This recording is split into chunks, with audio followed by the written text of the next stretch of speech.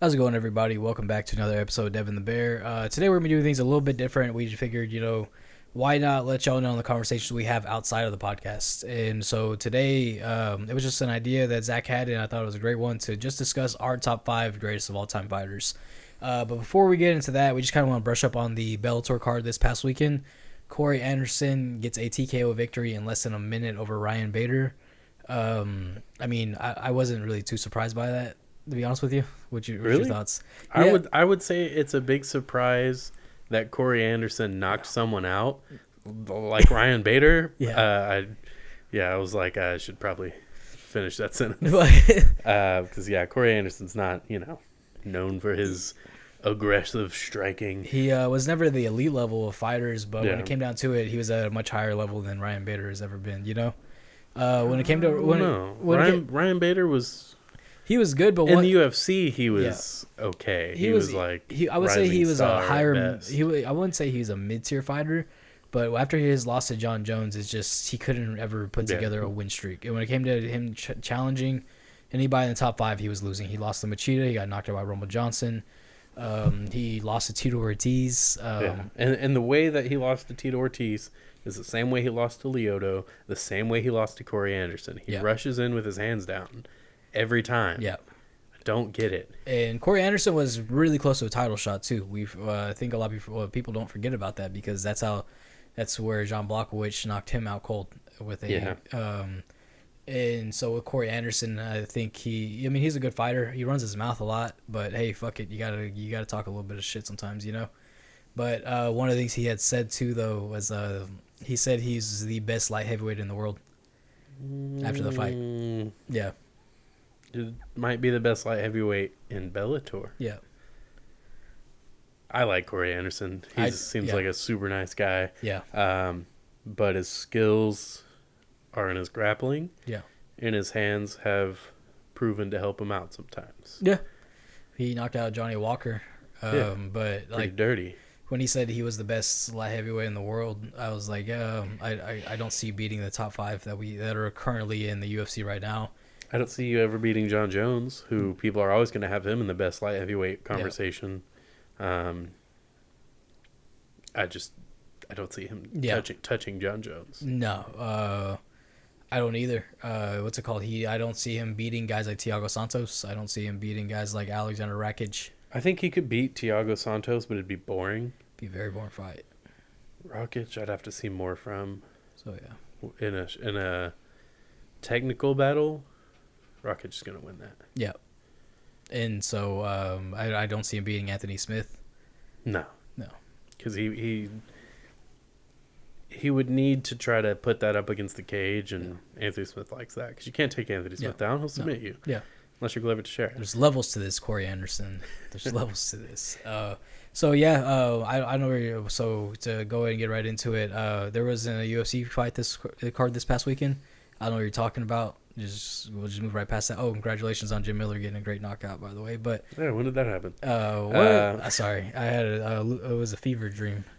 I'll start it off. So my top 5 to start off my list would be in this, I guess, like when it comes to 5 to 2, there's no particular order, but my number 1 is set. I know that person is the best of all time. But my number 5 is Valentina Chevchenko. To preface a little bit, you got in there real fast. We're doing strictly UFC, just to kind of make things easier. You start throwing in other organizations or just MMA all time. Yeah. You have people like Fedor, but also in Pride you have things like Sakuraba, who's beating everybody. Yeah. And then you have like Silva. Yeah. So, but then whenever they saw, you learn that there's a little bit of dirty waters in there, some corruption. So, Yakuza. Yeah. So bad guys, as Dana White would say. But that's fucking. Yeah, we're gonna stick to just UFC. So you said your number 5 is Valentina Shevchenko. Yes, my number 5 is Valentina Shevchenko. I believe that between her skills from her stand up to her grappling are superior. She fought at 35 originally. Her only losses are to the current champion Amanda Nunez. But with that, I feel that Valentina did win the second fight against Amanda Nunez, and now we're seeing Valentina completely run through the flyweight division. And like when it comes to Amanda Nunez too, is like I feel like she's in very, very like she's the weight classes that she's champion over. There's no talent in them, you know. Like I like there's nobody in there that stands out. Like if you see Valentina, like she's fighting women who are going on long win streaks, like Lauren Murphy. Lauren Murphy's a great fighter. She has a win over Lauren Murphy was on a 4-fight win streak, and that's not an easy thing to do at all in a competitive division.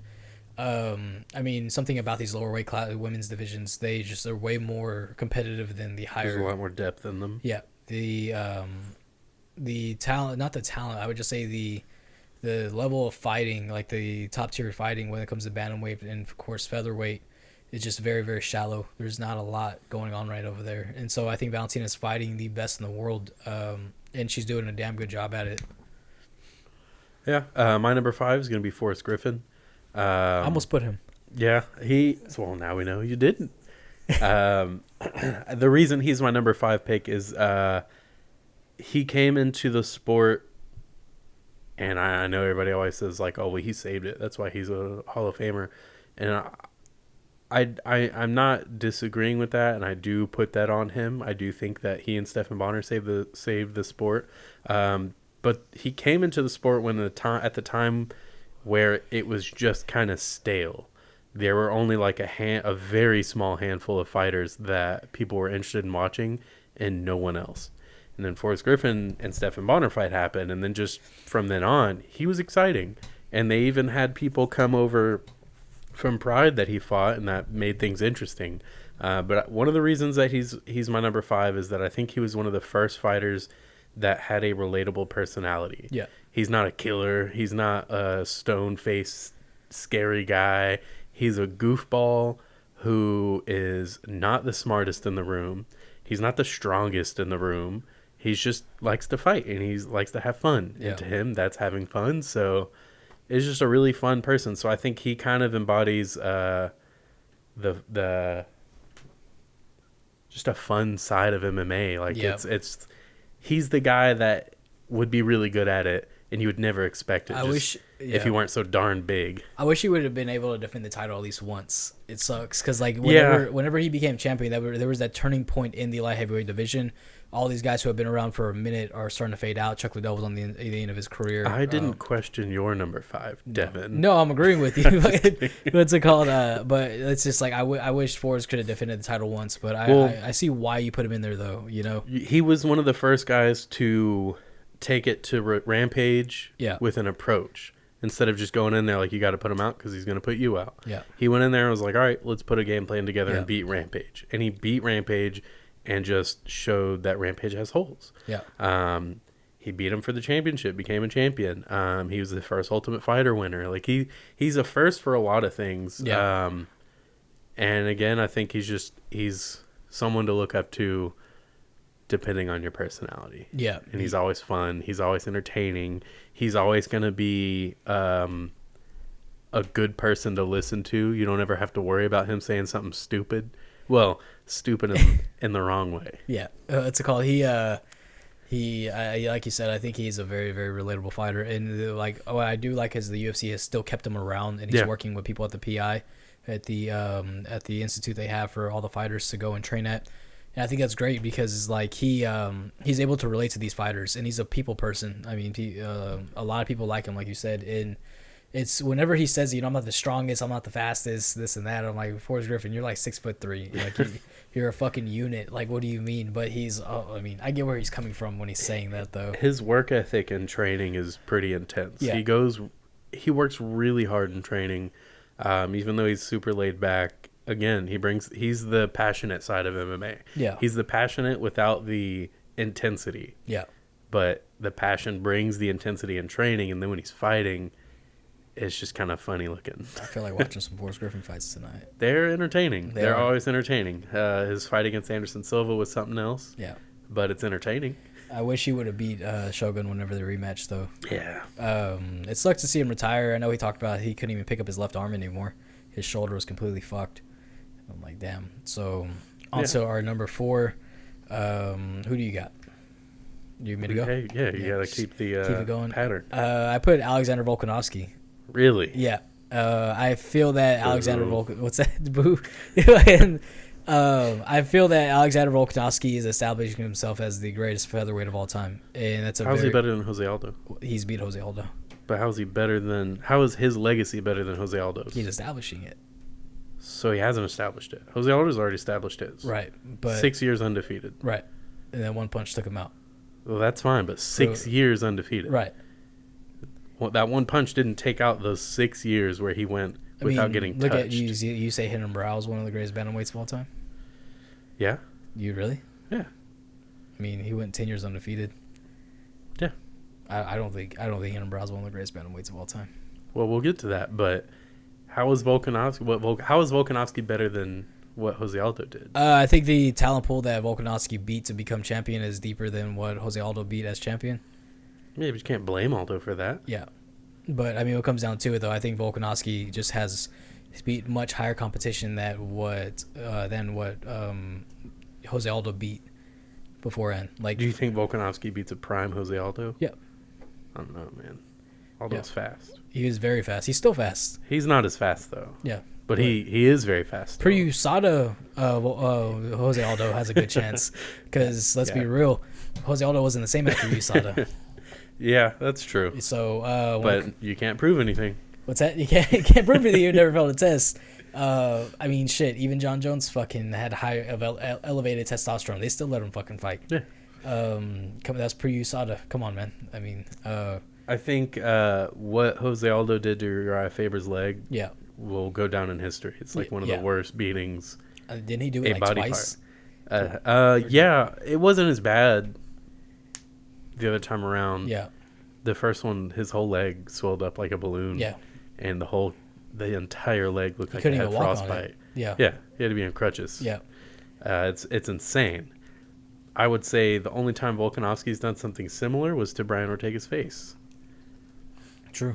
He knocked out Chad Mendes. So did Jose Aldo with a knee. Yeah. With a spinning knee. And who else? It's pretty intense. Volkanovski's beat Max Holloway twice. Also. Jose Aldo's lost to him twice. Controversial. I agree with the first one. The second one can go either way. I do think Volkanovski won the first fight. The second fight, it all comes down to that third round. I gave the first 2 rounds in that fight to Max Holloway, but the last 2 rounds were Volkanovski. The third round, though, it's like that's the most crucial round in that fight. Well, why else is Volkanovski your number 4? I just feel like he has the passion of what a champion is. I mean, you look at that triangle that he was in. Somebody like Jose Aldo would have tapped in that triangle. When Jose Aldo was faced with adversity, he's given up, and we've seen it, you know. And now with somebody like Max Holloway, he went on a 12-fight win streak, and I think that's incredible. But he's still in his prime, and he's lost to Alexander Volkanovski twice, you know. And so it's just like whenever you're in your prime and you lose to that guy, maybe he's just a better fighter. And I'm a big Max Holloway fan. Like I really like Max Holloway, how he holds himself. I've watched his Joe Rogan podcast episodes, both of them, numerous times. He's a cool ass dude.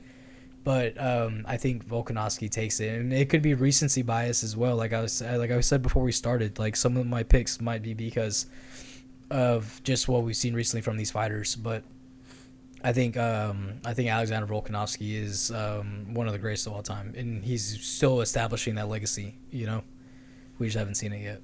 Okay. Well, not all of it yet. I mean, we'll get in there. Yeah. Maybe. So. Well, my number 4 is Amanda Nunez, which is why I find it interesting that you picked Valentina Shevchenko. Really? For your number 5, yeah.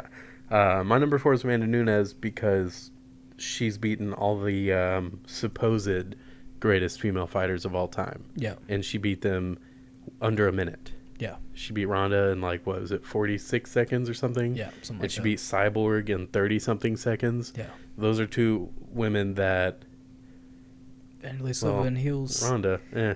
But Cyborg, no one expected that. No one expected it to go that way. Not at all. No. And she put her down. Yeah. That overhand right. Several overhand rights. She folded. But what Amanda Nunez is doing is pretty insane. She rebuilt herself, she restructured herself as a fighter after she took some losses, and she hasn't lost since. Yeah.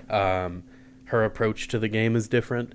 And I think it's pretty crazy that her approach to the game has changed, and that part of that approach is let your hands go. Yeah. Because that's something she had issues with before. She wouldn't let her hands go. And now whenever she starts going, she doesn't stop. And that's led her to a win every single time. So as a champion, her championship fights, her defenses have been against the greatest of all time. Or two of. And then Valentina Shevchenko, she's beaten her twice. So it's like she's beating a who's who at the championship level. Not on her way to the title, but at the championship level, she's beating the list of greatest fighters of all time. Yeah. So I think for a number 4, I think she sits there pretty well. If I was to have a knock on her, I would hope that she starts being a bit more active. Yeah. She's not fighting as much as I wish she would. I know she's got a fight coming up. Yeah. But I do hope she's got 2 weight classes to run. You know, you need to start running them. Well, there's nobody at featherweight for her to fight. No, but you got to do something. Yeah. Otherwise, you're just going to end up. Who are they going to put her against? Losing. Dumont? Sure. How'd she look last night? She has a great jab. We knew that. And Aspen lad doesn't like to be yelled at. Who knows, man? I'm just being a she looked good in the 5th round after getting yelled at. Yeah. Anyway, those didn't happen. Yeah. But yeah, I think I have Amanda Nunez at number 4, and I'm pretty happy with that. I think she's the greatest female fighter of all time, and I don't think that's going to change. Yeah. I don't think Shevchenko beats her. I think she does. Even if she does, what is that? 1 to 2? Make it a 4. Fuck it. It's only 4 that makes sense. You'd have to make it 5. 5. Unless she loses the 4th. Okay, then you got Amanda Nunez is better. No, she's not. Yeah, she is. I mean, she's won twice. What was your argument with Volkanovsky and Holloway? What's that? That Volkanovsky won twice, right. So Amanda Nunez won twice. Oh, my she's fuck. better. Hate you. That's your logic. So sorry. What's your number 3? Well, using my logic against me, you piece of shit. My number 3 is my number 3 will be Stipe Miocic. I think he's one of the greatest of all time, by far. Greatest heavyweight of all time. Yeah. Still. I think he's one of the greatest heavyweights of all time. I think that guy could have easily dropped down to 205 if he wanted to, made the cut, and I don't think it would have affected him. I think with Stipe is that we saw he made the changes he needed to make. After his loss to fucking DC, not to DC. Junior Dos Santos. I wanted to say Stephen Struve. Yeah. The real greatest heavyweight of all time. Who should have been the greatest heavyweight of all time. Fucking Stretch Armstrong. Stipe just I think he's a normal guy. He's a firefighter. Like we all talk about. He's not a normal man. He's pretty fucking out there. He's really weird. Well, I'm not just talking mentally. He is just kind of like a dad. Yeah, he's a goofy dude. But that guy is giant. Yeah, he's huge. And I wouldn't say he's undersized for a heavyweight, which I think adds kind of to what he's done in the heavyweight division. That the fact that he is undersized often. Yeah. But he's huge. What is he, like 6'2", 6'3"? He's 6'3", 6'4". And he weighs in around like 250 each time. Yeah. And he's like 240, he's well rounded. Yeah. He's so well rounded. Moves very well. I mean, to see somebody go against when he was rematching Daniel Cormier after their first fight, in the second fight, he decided just mid-fight he made the adjustment. I mean, you don't really see fighters make mid-fight adjustments like that, and to come back from that, yeah. And, I'm a fan, actually. Sorry, go ahead. You don't see fighters make mid-fight adjustments anymore. They keep trying to implement this game plan that's not working. We've seen it. We even saw it with Lauren Murphy when she fought Valentina Shevchenko. And it creates a certain level of like fight IQ. Is that fight IQ and just the will to win? And Stipe's established that he's defended the title numerous times, more times than anybody else in the division has ever had. And he certainly has the championship mindset. Yeah. You can't be a champion if you're not willing to change, because you can't be the same forever and continue being champion. That's just not how it works. Even though he kind of looks and sounds like the guy from Waterboy. You know what I'm talking about? Mm-mm. The Cajun dude. The Cajun ass dude is like. How does he look like that guy? That guy's like 50. He looks a little bit like him, dude. I swear. He does. They got they have the same facial structure, and he sounds a lot like him. But it's the dad in 51st Dates. Yeah, they have a resemblance. But I think with Stipe, he comes back better every single time he loses. He's shown that he is a hardworking dude. Obviously, he's a firefighter, like we talked about. I don't know. It's something. I was gonna make a joke with Modelo, but I forgot what the fucking thing was. Oh, he made a choice. That's what it was. He made a choice to be a firefighter and a fighter, world class fighter. And I like if him and Ngannou rematch, I think he gives Ngannou a much tougher fight than everyone's expecting. So I don't know. I could fucking go on about that. There's just a lot of good things I could say about Stipe Miocic. Well, my number 3 is I hate to say it, but it's Anderson Silva. I knew you were gonna say it. It's hard not to put him in a top 5. Yeah. His legacy is one that's always going to be tied in with UFC. Yeah. You're never going to see a greatest blank UFC list without having Anderson on it. He's got submissions, he's got knockouts, he's got great fights, he's got great comeback wins. He's very good. He's one of the best to ever do it. Do you feel like him popping for steroids taints that or no? Not necessarily, because simply with what the facts are, he had never popped before. Yeah. So you just assume he's clean.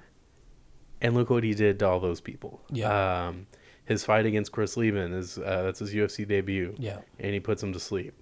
And then no one else was ever able to do that until Brian Stann. Yeah.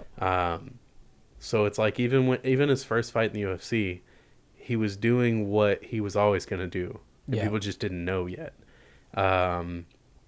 His last fight in the UFC, no one wanted to see it. Right. But everyone watched. And that's kind of Anderson Silva. Like people were so frustrated. At least this is from my perspective. Yeah. I hated watching his fights, but I watched all of them because I wanted to see him lose. I'm like, this freaking showboaty guy needs to get knocked out. And he just never did. Yeah. Until Chris Weidman. And that's kind of where my reason for picking him in the top 3 was cemented. Like, not just because he's Anderson Silva, but he gets knocked out by Weidman, and he goes in there and he's fighting the second fight, and he looks good. Yeah. I think he's still leg break in that fight. Yeah. Leg break. It sucks. Yeah. And he comes back and he wins a fight. Well, eventually he comes back and he wins a fight, and then he has some terrible fights. Yeah. But it just shows that he was never really ready to quit. And now he's boxing, and that doesn't really count towards why he would be in the top 5 in the UFC. Right. But without Anderson Silva, the middleweight division would never have been exciting. Yeah, they wouldn't have flourished as much as they did. Even now, like without him, you have Israel Adesanya, who's Anderson Silva 2.0. Do you think that his losses tainted his legacy? No, that's what I was saying. It shows that he was never really willing to quit. Yeah. But he's not dumb enough to keep going. Yeah, he wanted to. Yeah. Just no way is going to pay him UFC money to keep going. One championship might. Well, I'm glad he did. Yeah. But, his front kick knockout on Vitor Belfort's always going to be one of the biggest highlight reels ever. One of the most frustrating fights, dude. Yeah. I want Vitor to win. I don't even understand, like, I'm not even going to get into that fight. But, yeah, Anderson Silva is my number 3.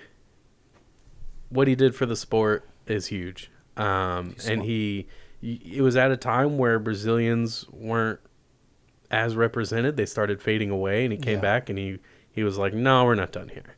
Vanderlei was starting to fade away. A lot of the Brazilian legends were starting to fade away, but then he came back and just kept it in there.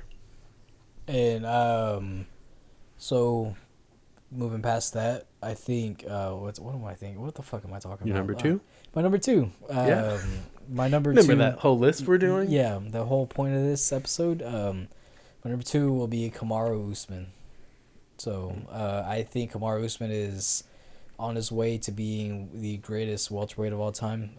He's currently cleaning out the division again, What he did to Tyron Woodley, nobody's ever done to Tyron Woodley until that point. He absolutely dominates Tyron Woodley, and that was a great fight. I enjoyed the fight. Kamaru Usman beat the crap out of that dude. Who else? I mean, you saw what he did to Jorge Masvidal. No one's ever knocked out Jorge Masvidal like that before. For Kamaru Usman to, completely up his striking and still constantly want to get better is just crazy. His fight with Colby Covington, one of the greatest welterweight fights of all time.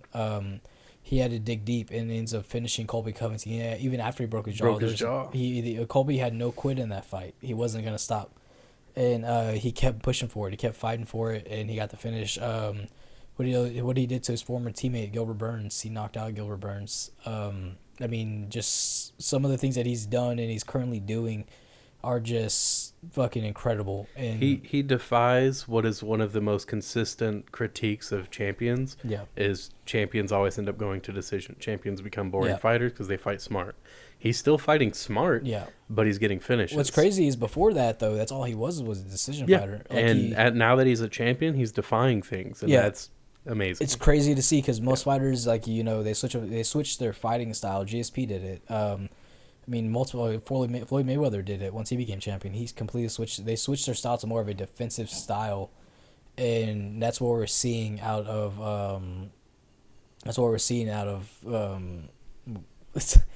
We're seeing that out of Kamaru Usman is he's completely switched his style to where it's like, damn, like you actually can box. Like, who would have thought that Marty Usman would be doing this right now? And I mean, to be a champion and still want to grow and become a different type of fighter than what you were originally is just, it's a testament to his will. I mean, I think that guy's on something, to be honest with you, though, but that's besides the point.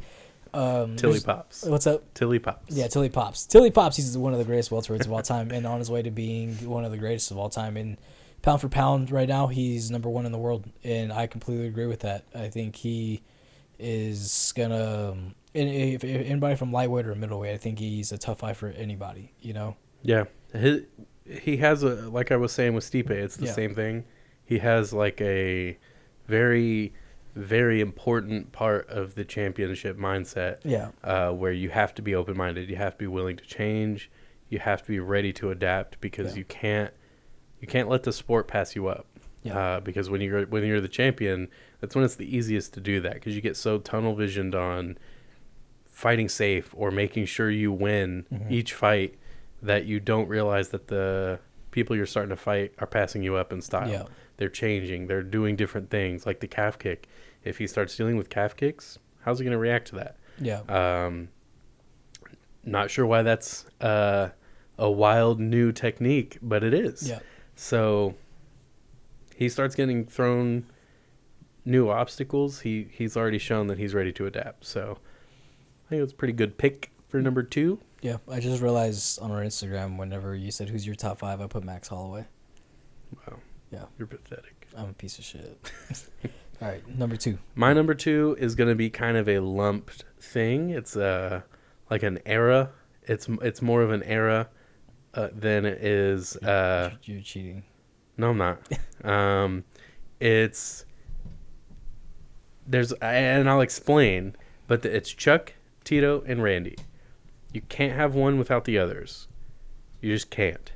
The reason I picked those 3 is earlier when I brought up Forrest Griffin, they were running the show right before Forrest Griffin, and the reason things were starting to get stagnant is because all they had to fight was each other. Yeah. There was no one else. No one wanted to see them fight anyone else because it just wasn't exciting. It wasn't interesting. So people were starting to get bored with it, and they were like, well, if it's not them two, why would we want to watch this? Yeah. So in comes the Ultimate Fighter, Chuck and Randy. They're friends. They're good guys. They get along well. But when you put them together for a fight, it's very interesting because Chuck loves to have a dirty fight. Randy loves to get in close and make things dirty. So it just makes for a really fun fight. You throw Tito in there. He's got fights with them. And without Chuck, there's no Tito. Without Tito, there's no Chuck. And same with Randy. Throw him in the mix. So I think they kind of defined an era of the UFC that is so important to the UFC. It's kind of like the Attitude Era of WWE. Yeah. Without the Attitude Era of WWE, WWE wouldn't have survived. Yeah. It would have become cheesy and lame, and no one would have liked it. Yeah, because people will say The Rock or they'll say Stone Cold, but then hardcore wrestling fans would be like, "Oh, it's really The Undertaker. He was the backbone of all that." Yeah. So Chuck, Randy, and Tito are The Undertaker of that era, and then on for the UFC. Yeah. They're still faces of the UFC, even though they have nothing to do with the UFC anymore. Tito and Randy are never going to be allowed back. Chuck probably is not going to be allowed back as a fighter, or many other jobs, but that's different. They're just always going to be such a big part of what the UFC is and ever will be. Without them, most of the fighters we know today wouldn't be there. Yeah. Randy Couture made wrestling exciting because before him you had Dan Severn and Mark Coleman, and I like them, but they were boring when they started wrestling. Randy Couture made wrestling fun, and not a lot of fighters did that.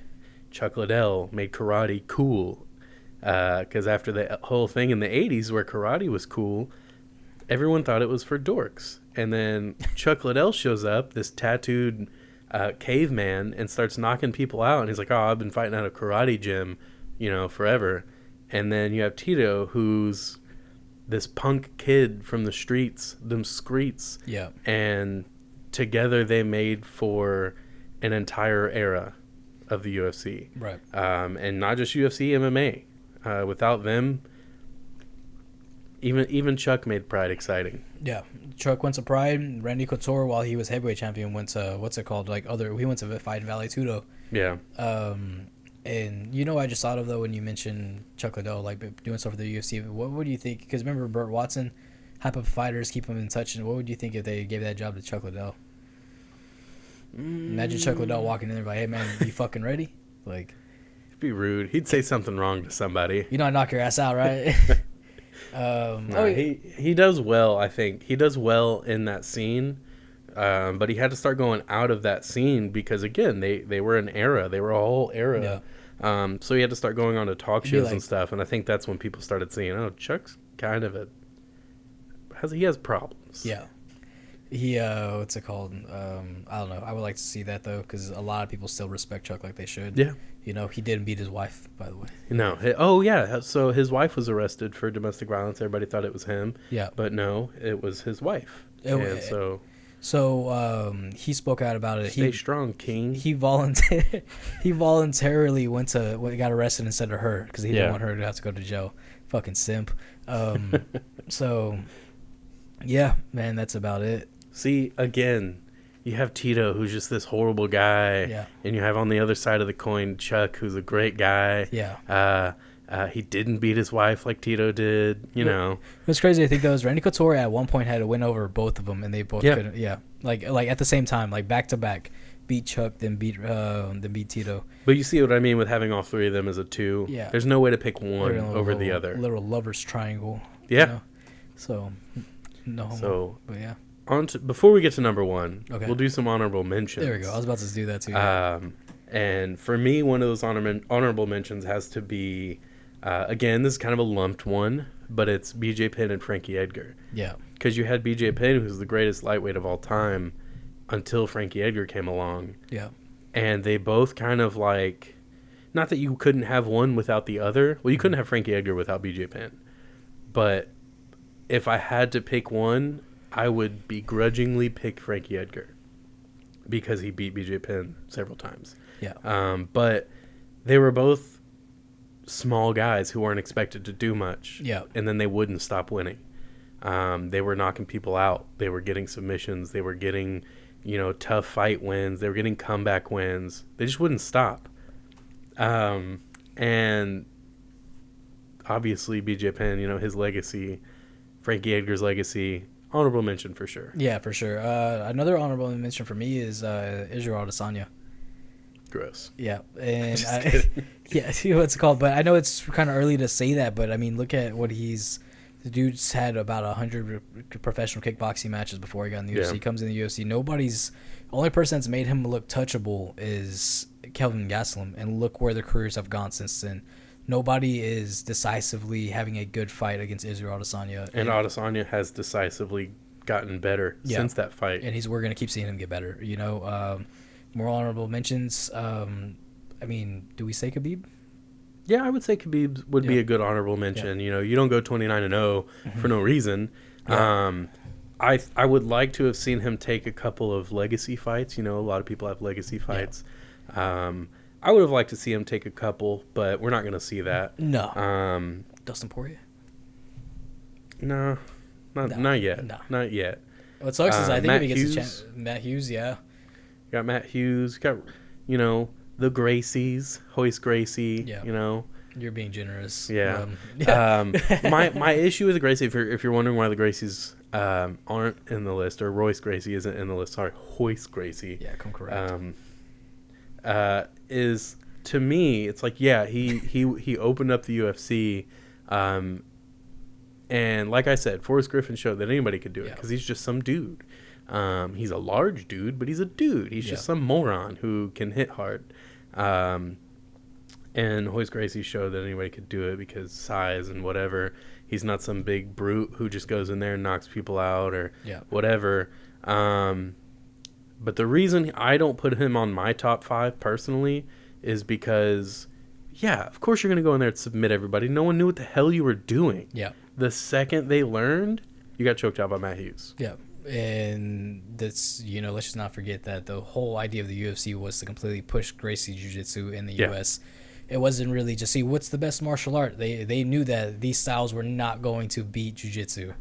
These guys couldn't compete with Jiu-Jitsu. They didn't know what the fuck it was. You think Ken Shamrock knew he was in a necktie? No, I don't know if it was a necktie, but regardless, like it's that's kind of the whole thing, though. That's what I'm saying. Is the only reason we really saw the greatness of Hoist Gracie is because no one knew what was going on.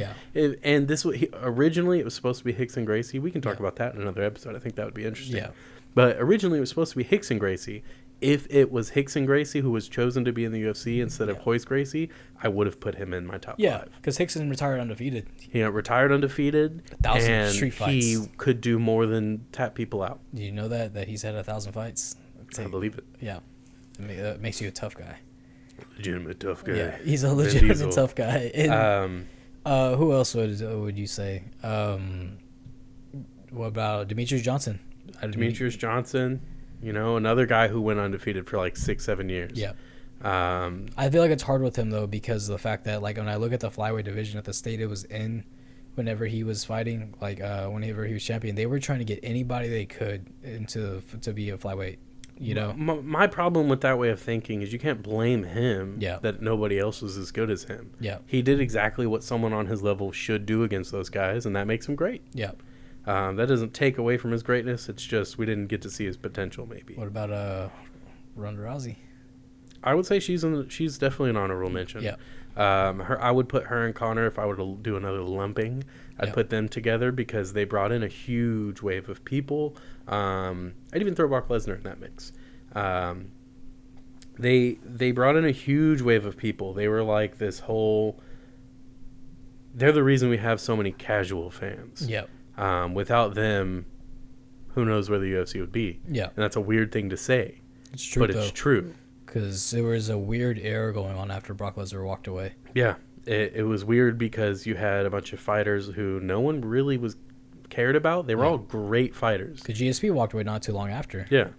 And then Conor McGregor came along and was the new face that everybody was freaking out about. Yeah. Ronda Rousey before. So they're definitely honorable mentions, but let us know what your honorable mentions are. Let us know what your top 5 are as we get to our number 1. Okay. You want to say it at the same time?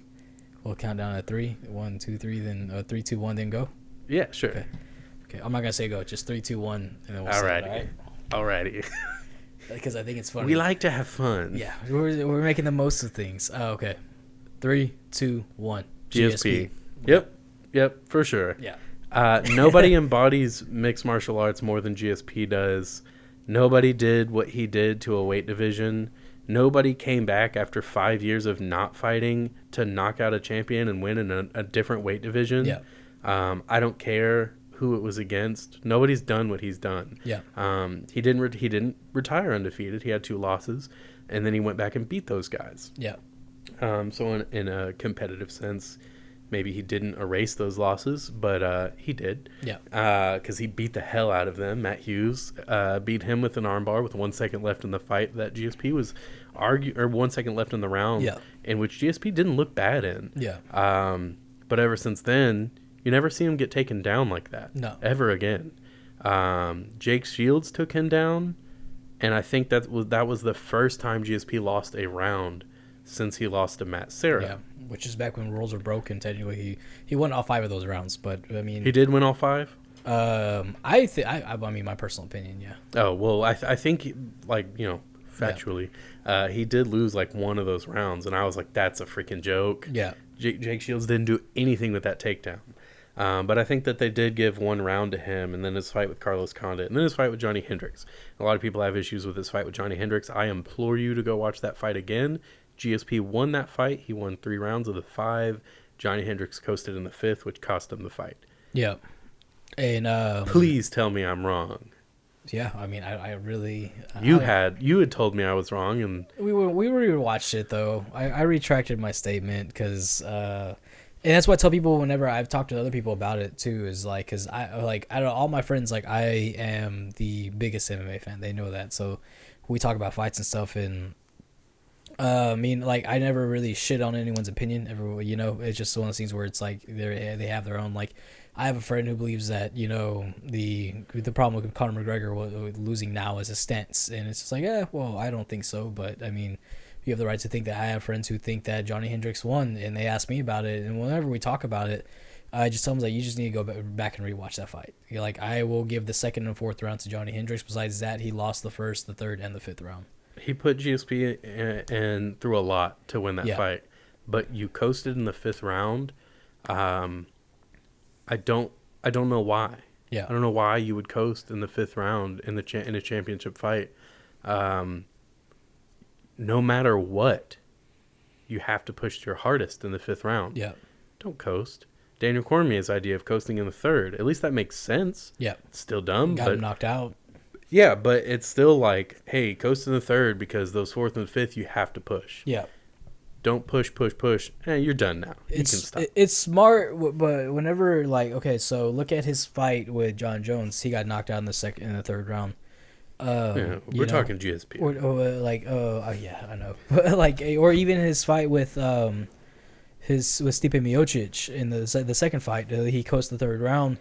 And that's where Stipe was starting to make the mid-fight adjustments, and he came back, and that's when Stipe came back. But with GSP, nobody can do it like GSP, and the only person that's coming close to that is Kamaru Usman. Yeah, I would kind of agree. Kamaru, I think, record and legacy, yeah, he's well on his way. Fighting style and talent, I think he's got a lot to do. Yeah. Because GSP was a great striker who became a great grappler, we'll say. But he became a great grappler pretty early on. Yeah. So he was very well-rounded before he became champion. Yeah. Kamaru is now becoming a great striker well into his career. Yeah. So I think he's got to show that he can be a great striker, not just a guy who makes his hands work for him. Yeah, because we saw in his fight against Jorge Masvidal, he still throws really sloppy hooks. Yeah. His jab's great. His straight is great. I'm certain that with Trevor Whitman, that's going to get fixed. Yeah. But if we're comparing the two, I think GSP is definitely above him. Yeah. I think Ali Abdelaziz recently commented on that, said that Kamaru is better than him, and he's passed him up in terms of greatest of all time. Ali Abdelaziz is a piece of shit. Terrorist. Yeah, I was gonna say that too. But yeah, no. What GSP has done for the sport, he's the first guy to wear a suit. Yeah. In the UFC, he was the first guy to be a role model that people were okay with their kids looking up to. Yeah. People didn't want their kids looking up to Chuck and Tito. That was popping Ambience before his fucking interviews. GSP though was this very well put together guy. He was clean shaven, suit, very well spoken with his broken English, but he was a very nice guy. They tell him, "Hey, go talk trash to Matt Hughes," and he says, "I wasn't impressed with your performance." whoa, chill out there, guy. Lame, dude. So yeah, he was just a really good person. Do you feel like he had something to do with the stricter drug testing? Because he wanted yeah, it. he wanted it, yeah. and maybe. Yeah. So again, if that's the case, just another big tool for the MMA community. Did he wanted stricter drug testing when he's fighting Johnny Hendricks, right? Mm-hmm. Did they ever do it? Mm-mm. They didn't do it? Not until after the fight. Oh, really? Because Johnny Hendricks wanted a rematch for so long, and GSP was like, once they start doing stricter drug testing, maybe. Yeah. That's why it took him so long to come back. Yep. Yeah. Because look at what happened to Johnny Hendricks afterwards. Yeah, he was not the same fighter at all. He never popped, though. Because IV bags usually will cover up anything that's in your system. Yeah, no, man, he's I don't know, he's something else. But yeah, another person, if you're wondering why they're not in our top 5, Jon Jones is disqualified for being a human piece of garbage. Yeah, he's kind of a piece of shit, so we don't include that. Also, because I feel like that the first half of his title reign was the first time he was doing a title reign. He just fought guys who are on their way out.